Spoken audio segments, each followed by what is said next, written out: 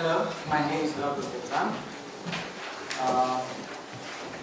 After such a lively presentation by Mr. Point, I will speak on a more technical issue, the unitary patent system. Why did I choose this subject, this topic? Because it is happening now in Europe, it's a hot topic, and because it may interest you as Romanian practitioners to have information on this new development, especially since it is likely to have that we will have in Bucharest a local division of the Unified Patent Court, and there is no incompatibility between being a national judge and a judge at the new Unified Patent Court. And therefore, it may be an interesting opportunity for you in your careers to become involved in this system, especially since it's a very new thing, which will be the main points of my presentation. First of all, why don't we already have community patent created until now? The second point, I will shortly present the pillars of the unitary patent system, and then I will go through very shortly, very briefly, through the regulations on the unitary patent and on the unified patent court system. Why don't we already have a unitary patent until now? It's a legitimate question because there is already a community trademark since '94 actually. We already have a community design since about 10 years ago. Yet we don't have a community patent, and I underline that the European patent is not a community patent, as I will shortly afterwards point out. It's not like the European legislators didn't try to create a unitary patent. They did try it for 64 long years. As you see, the idea floats around from 1949. They did try to come up with some solutions over this period, but they didn't manage. And 64 years is a very, very long time. It's the longest trial I've ever heard of, trial in Greece, in case of the aprilie against Greece at the European Court of Human Rights. 64 years of trying, and they didn't realize it. Why? Because of different traditions, maybe, or different industrial policies. It was hard to achieve a harmonization, or maybe was it fate? But all these elements are common to the trademarks. It's not specific to patents. Is there any fundamental difference between a patent and a trademark or design which could explain this difference in the possibility of reaching an agreement? And I think there is. There is a difference in the importance of the language in the protection of those rights. In case of trademark infringement, as you can see, it is fairly easy even for a Chinese guy to understand that it is breaching the trademark without understanding the English language. Of course, the Chinese do understand, but do not care. In design also, you cannot speak of the language of a design. It's nonsense from a juridical point of view. But in case of a patent, if you look at it, if you can't read the patent, you can't read the claims, and you don't understand the claims, then you have no possibility of knowing whether you are in the scope of protection of the patent or you are not. And therefore the language of the patent becomes an important element of protection. And of course, language is a very close element to the national identity of each member state of the European Union, and therefore it was extremely difficult to find a solution for the language problem. It's not, of course, the only obstacle in creating the European patent, a unified patent, but it's one of the most important, I think, and the history shows this statement to be true. Now, how did they reach an agreement now, and what's the change in the situation? Well, the change in the situation is a technical solution to this problem, and it's called Google Translate. Why? Because this is not a joke. They will use Google Translate in order to have translation for informal purposes, right?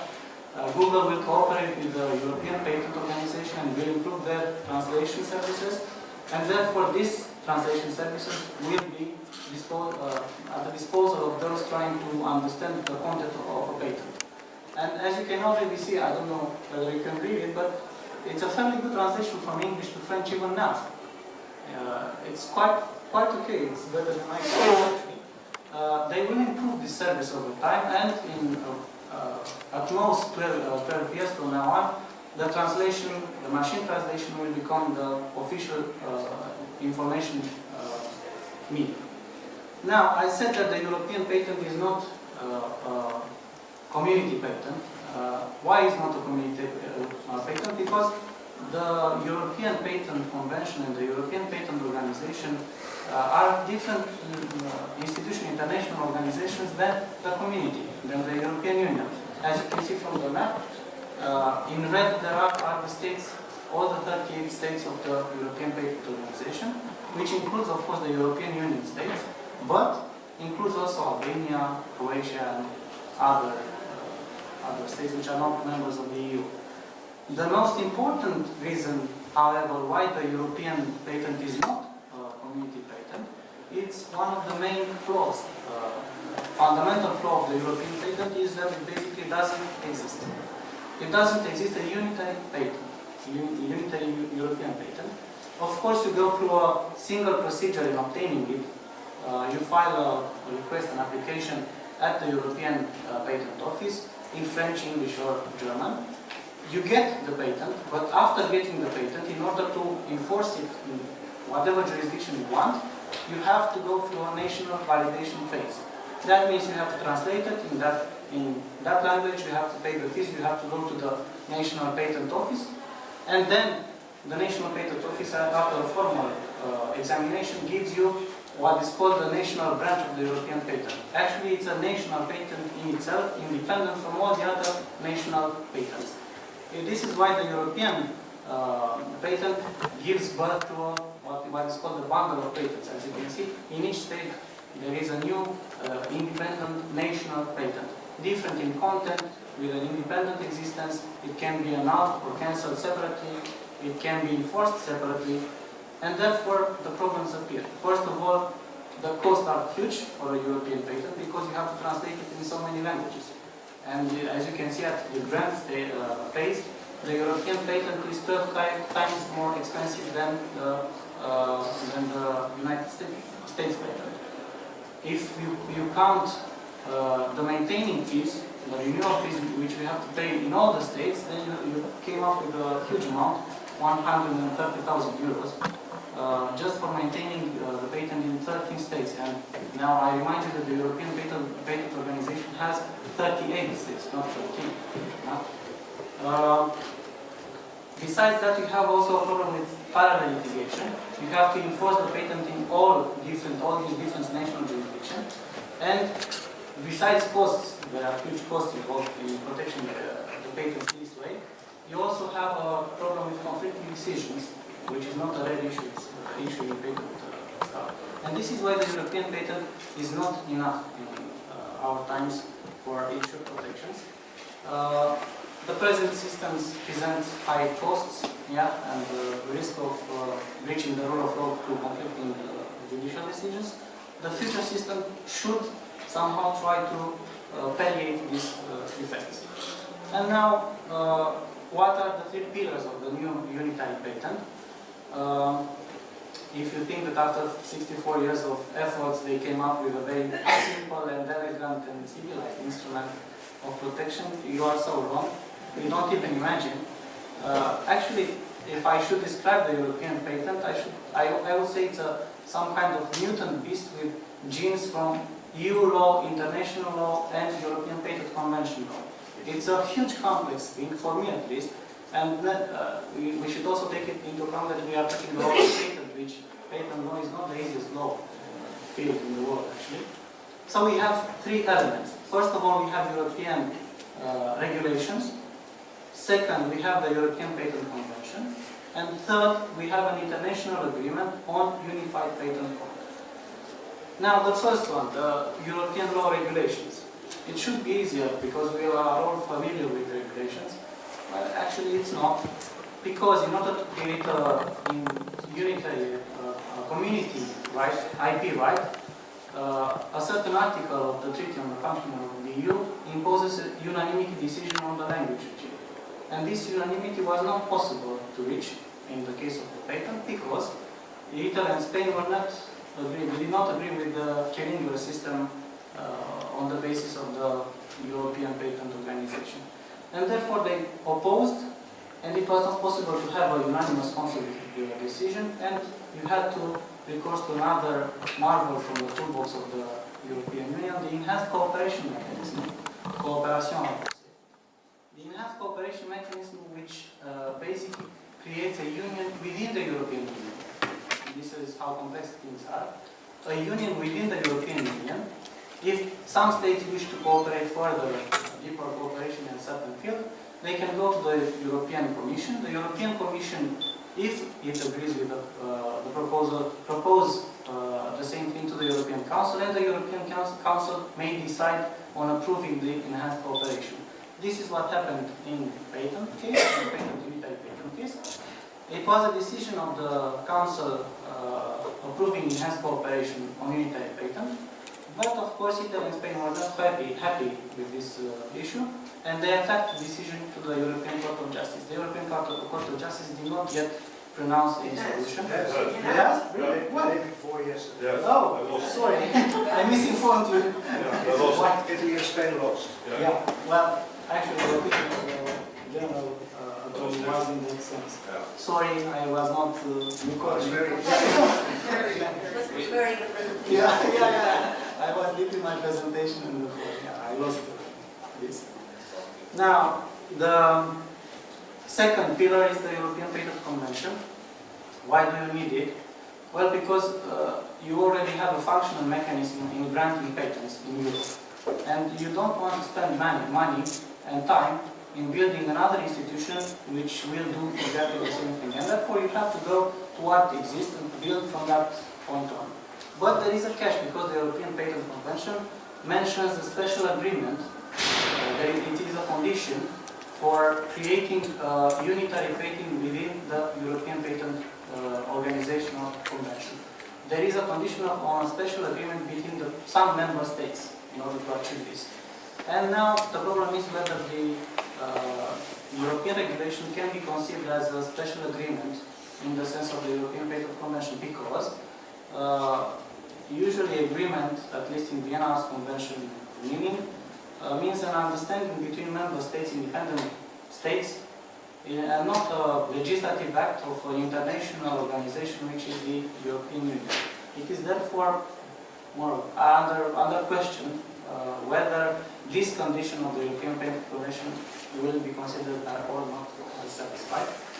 And we reach the third pillar, which is an international convention, classic international convention on unified court, which was signed in 19th of February and will have to be ratified by 13 states for entry into force.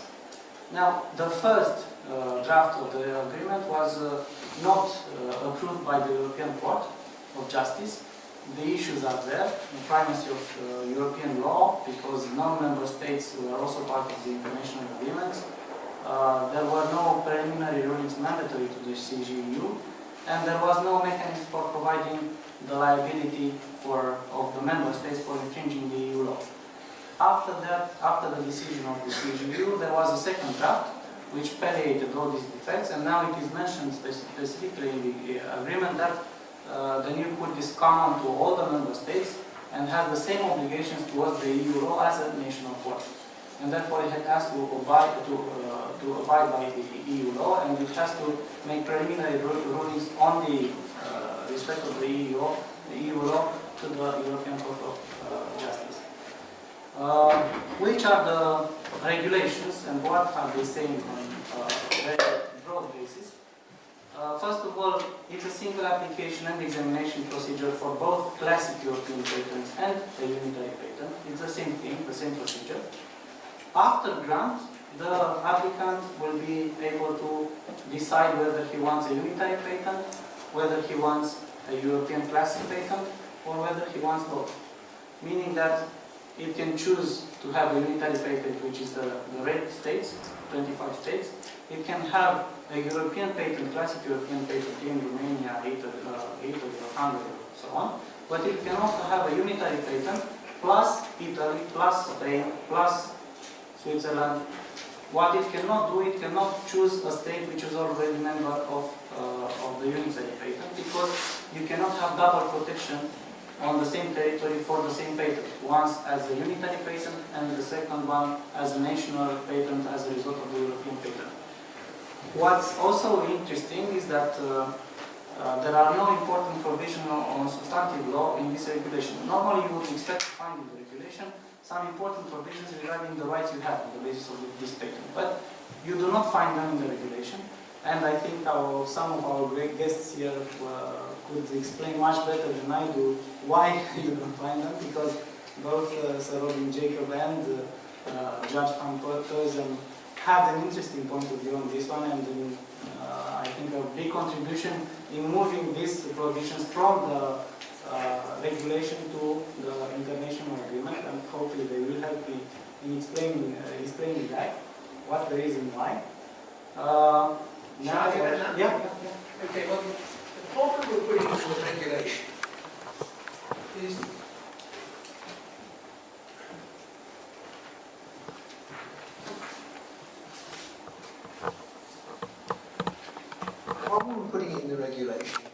is it then became part of European Union law. And that was deeply opposed by industry,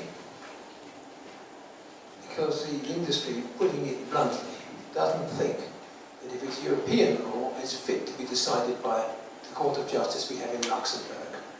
And in regard to the mess that they've made of trademarks, industry is saying almost unanimously, I've never seen industry more unanimous in anything to do with IP, that they do not want this court fiddling with patents, dealing with validity, scope of patent, infringement. All these things may come in front of that court, and they don't think they're good enough for it. And I think it boils down to just that. So there was a huge fight. It has been taken out of the regulation with some trepidation, because these provisions are to be found in the international agreement. And the theory is that the law will be uniform because it's in the international agreement. Italy and Spain are saying no, not so. There are troubles here, therefore it's not a proper unitary system, and they are taking it on a new challenge to the Court of Justice. And I have to say, there's a bit more in that challenge than there is in the previous one about enhanced cooperation. So we've got to recognise that this whole scheme may yet fall flat on its face. And there are other reasons why it may fall flat on its face, because a number of industries are a bit slow on what goes on. And they wake up and say, what's all this? As though it hadn't been under negotiation for the last 10, 15 years. And some of them are saying we don't like it. And some of those industries are big and powerful industries, and the key countries, the most important countries for this purpose, are Germany, France, the United Kingdom. Because the whole thing will fall flat on its face, because it has to be ratified by all those three countries. 13 in all, but 3 of them have got to be those 3 countries. And I suspect, I don't know, but although France is rather keen on it, I think that the German industry, I'm hearing noises, more and more noises about what is all this? It's just possible that politics being what it is, and having to have fresh elections in Germany, that the whole thing may simply fizzle. Personally, I think it would be quite a good thing. We had a much better system before the politicians and the civil servants got in and invented this huge, complicated monster. Thank you very much. Well, it remains an article in the regulation, Article 5.3, which mentions something about the national law applying, and it depends how this article will be interpreted by the European Court. There is a possibility to say. Now, there are different sources of something. Yeah? Article 5.3 and national law. There are different sources, therefore, of the substantive law. The poorest source is the regulation itself, because it remained only with the principle of uniform protection and the exhaustion, and some provisions on licenses. Also, other aspects of the unitary patent will be governed by the national law. What happens when you die, who gets the patent, for instance.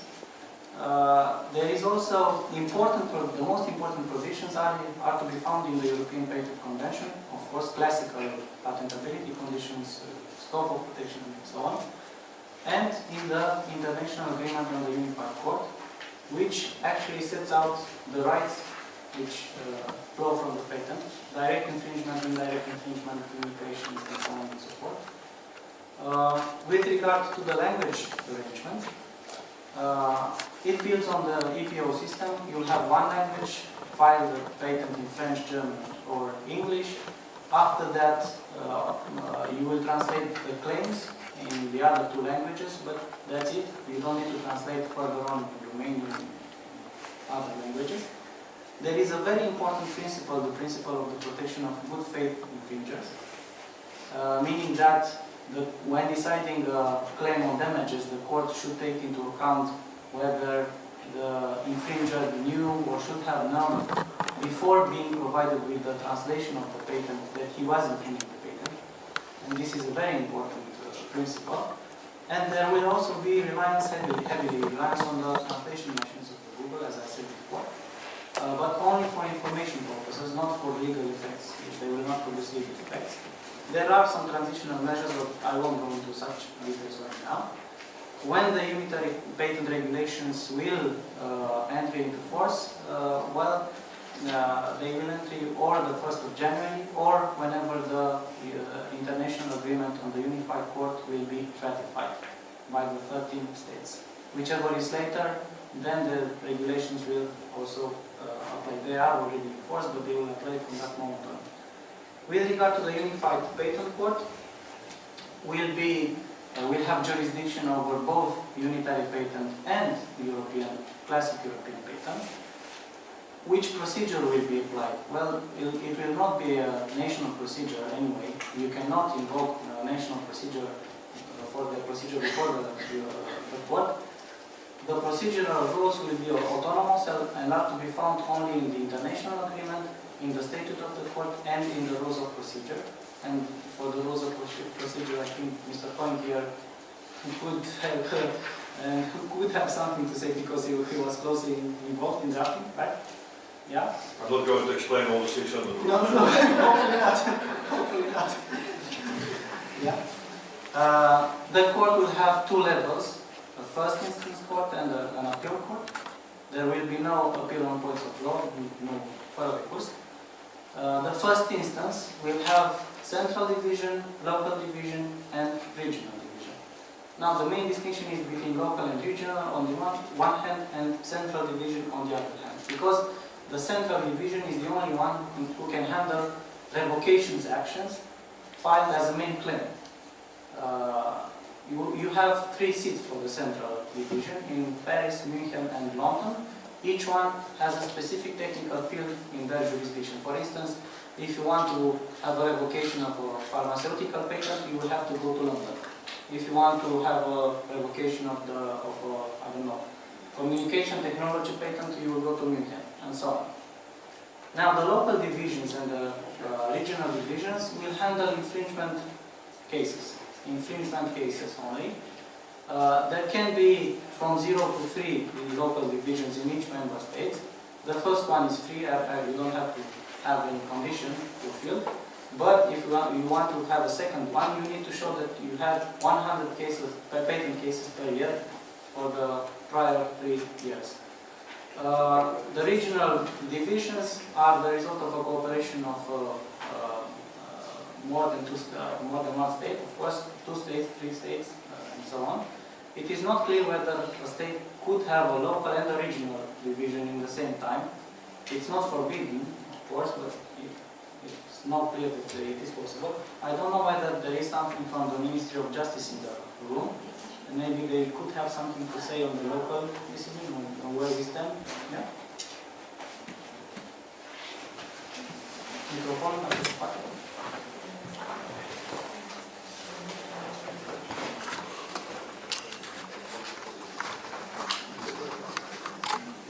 Just to offer you a follow-up, our objective is to have a regional division in Romania, in Bucharest. Now we have discussions with our neighbors, Greece, Cyprus and Bulgaria, and we are waiting for their replies. But this is an objective already stated in 2007 in 9. The government already approved in 2009 this objective in Romania, and now that the agreement is signed, we hope to have this regional division. What language will it Can work also say, sorry, go ahead. in? What language will it work in? We thought of English because it would be too complicated to have the procedures in Greek and Bulgarian and Romanian. Three alphabets. Three alphabets.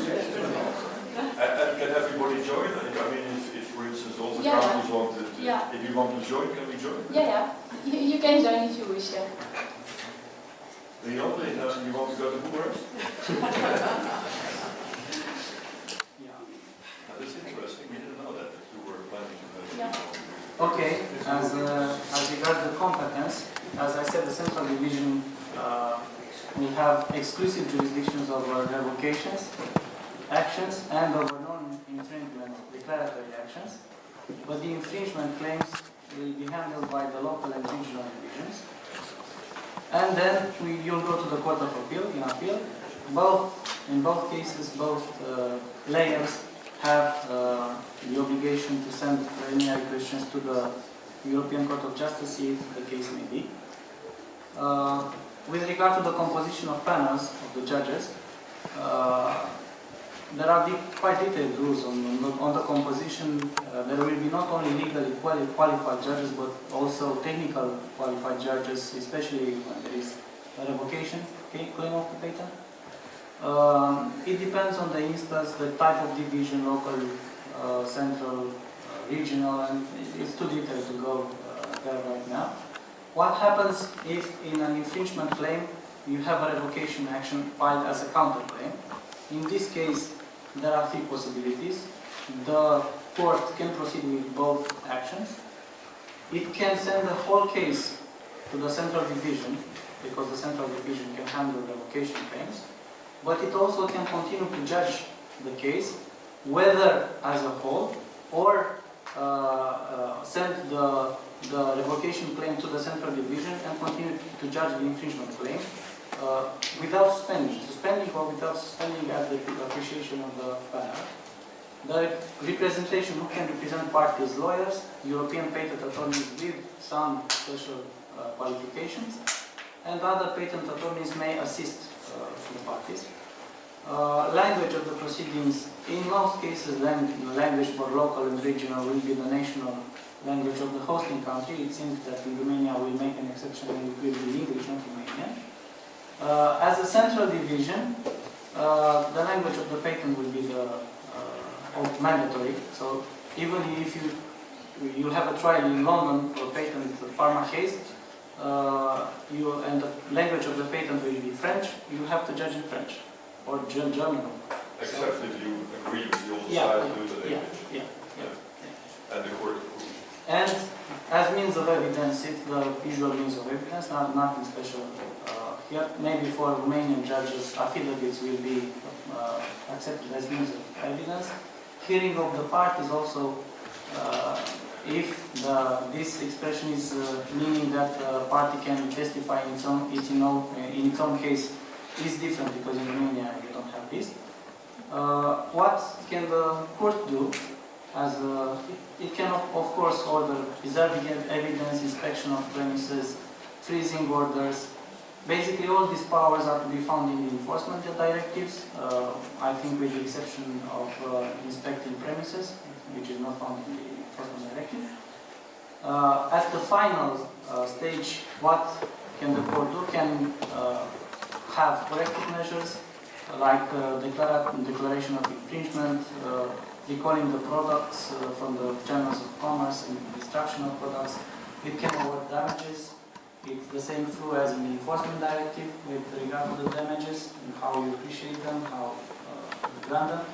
and of course you can revoke the patent. There are some transitional measures, I won't go into that detail right now. I think it was just a general introductory presentation. And if you have any kind of questions, I can try to answer with our guest, of course. Maybe it's good to say that the courts, the divisions will always have an international composition. Yeah. So there is, in fact, if there's a division in Germany, the division in Germany will also have a non-German judge. If you have a regional division in Romania, you will have 2 judges of the region and 1 judge outside the region. So, which is very good because I think that will stimulate the unity that you get the same kind of decisions. Yeah, absolutely. Yeah.